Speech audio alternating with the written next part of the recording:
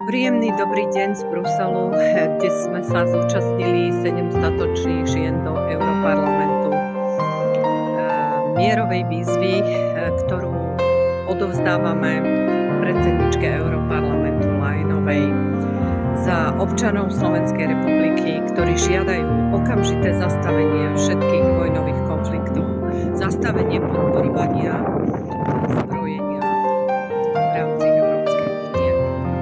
Európa je pred novými voľbami.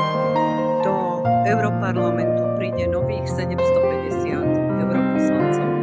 Verme, že prídu presne takí, ktorí sú mierotvorcovia, ktorí zastavia a nebudú ďalej podporovať všetky vojnové konflikty, ale budú podporovať vzájomnú spoluprácu medzi národmi, mier v Európe a mier vo svete.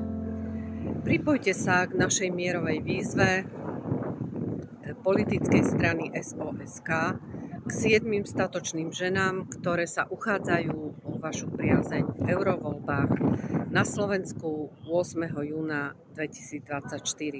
Voľme prosím všetci spolu mier, voľme spoluprácu a národnú kartu.